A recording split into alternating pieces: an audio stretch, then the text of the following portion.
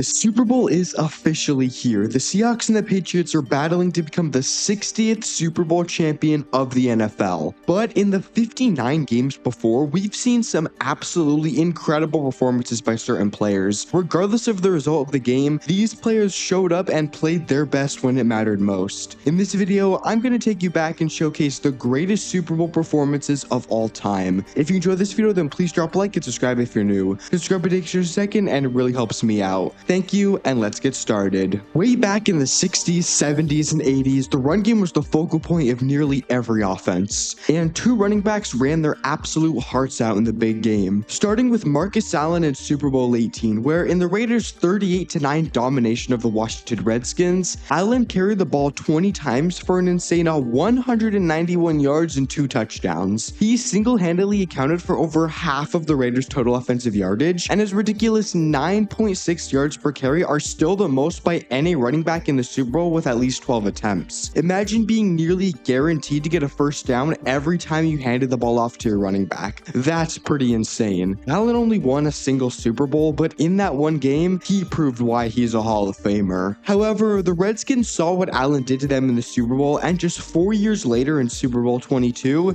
they gave the same punishment to the Denver Broncos. Timmy Smith was the running back for the Skins, and he was a relatively unknown player. He only ran for 126 yards and 0 touchdowns in the 1987 season. However, to this day, no one has ever topped Smith's performance in the Super Bowl, where he ran for a record 204 yards and 2 touchdowns in a dominant 42-10 victory. There was no stopping him. Just like Marcus Allen, he also had over 9 yards per carry, and his offense dropped 602 total yards of offense, which is still second all time. Unfortunately, Smith's career didn't last very long for several reasons, as he was out of the league after just 3 years. However, nobody will ever forget Timmy Smith destroying the Broncos defense in what was the greatest rushing performance in Super Bowl history. Amazingly, Timmy Smith wasn't the only Redskin to have a generational performance in Super Bowl 22. I said how the offense put up 602 yards, so where did the other yards go? Well, most of them went to Ricky Sanders, who was also a relatively unknown player at the time. He only had 916 yards and 5 touchdowns in his first 2 seasons. However, something clicked in the Super Bowl and he went off with 9 receptions for 193 yards and 2 touchdowns. Those 193 yards are still the second most in a Super Bowl all time, and Sanders was the primary target of quarterback Doug Williams, who he himself had a great 340-yard 4-touchdown day, and his play along with Smith's will always be remembered as one of the most dominant performances not just in Super Bowl history, but in NFL history. Now look, Ricky Sanders was incredible, but his receiving yards record only stood for 1 year because no one can top the greatest receiver of all time, Jerry Rice. And in Super Bowl 23, Rice had the performance of a lifetime. In a narrow 20-16 victory over the Bengals, Rice hauled in 11 passes for 215 yards and a touchdown. Like I said, those 215 yards are still a Super Bowl record, and it's currently sitting at 6th all-time for a playoff game. I mean, what else is there to say? Jerry Rice is the GOAT at the wide receiver position, and in what was at the time the most important game of his career, he delivered a Hall of Fame-worthy performance that may never be beat. Now, before we get to the quarterback performances, I want to highlight some incredible defensive performances. It's pretty easy to stand out when you're a big-name receiver putting up 200 yards, but without these defensive players, history could have looked a lot different. We'll start by going way back to Super Bowl 10, where rules were at an all-time low and physicality was at an all-time high, and no one was more aware of that than LC Greenwood, who set a still-standing record of 4 sacks in the Steelers' 21-17 victory over the Cowboys. There was nobody that could block him, and he had Roger Staubach in absolute hell all game. If it wasn't for Greenwood's performance, the Steelers may have not won that Super Bowl and cemented themselves as one of the NFL's great dynasties. It's a tragedy that Greenwood, a 4-time Super Bowl champion and 2-time All-Pro, isn't in the Hall of Fame, but he will always be remembered as a legendary Steel Curtain member and the owner of one of the greatest defensive performances the Super Bowl will ever see. Let's move off the defensive line for a bit and look at a couple players who did their best work in coverage. In Super Bowl 15, Philadelphia Eagles quarterback Ron Jaworski had a terrible performance and was picked off 3 times.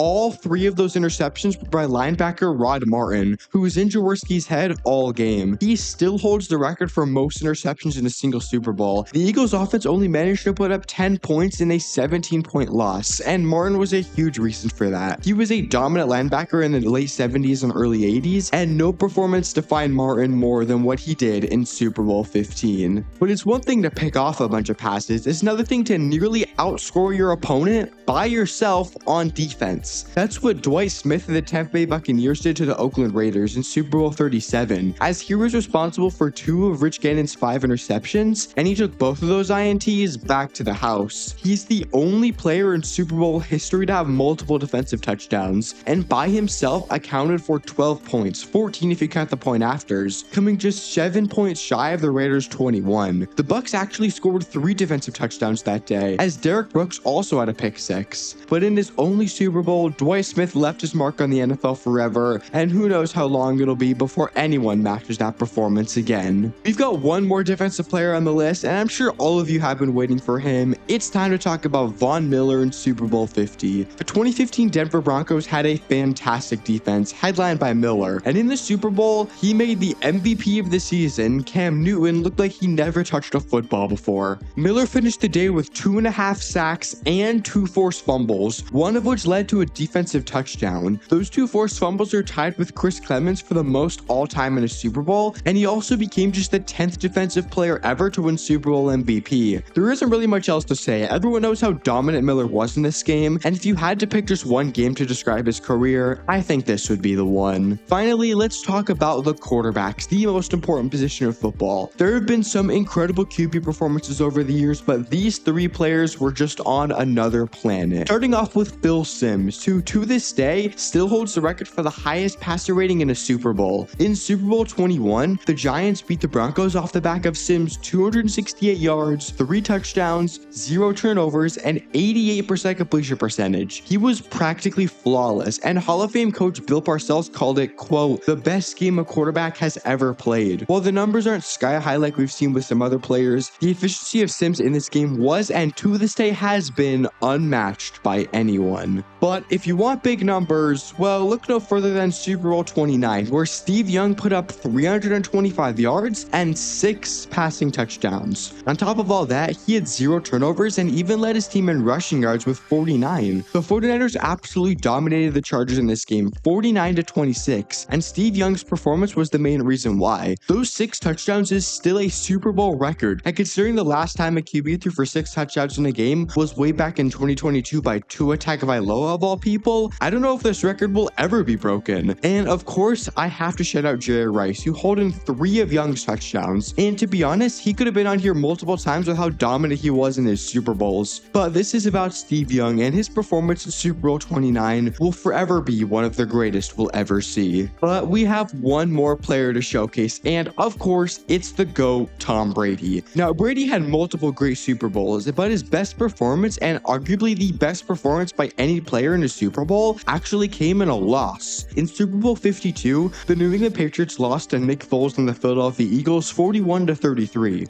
But Brady bears no blame for this blunder, as he played his heart out, putting up a Super Bowl record 505 yards, along with 3 touchdowns and no interceptions. This was all while he had no running game to work with. He was up against a defense that finished 4th that year in points allowed per game, and his own defense had their worst game of the season, allowing a season-high 538 yards of offense. If it wasn't for Brady playing potentially the best game of his career, the Pats would have gotten blown out. It's a shame Brady didn't get to host the Lombardi after a performance like that, but it will still go down as one of the greatest games an NFL player has ever played. But that's it. Those are the greatest Super Bowl performances in NFL history. Is there anyone I missed? Who do you think will win this year's Super Bowl? Comment below. If you enjoyed this video, then please drop a like and subscribe if you're new, and that's it for me. See ya!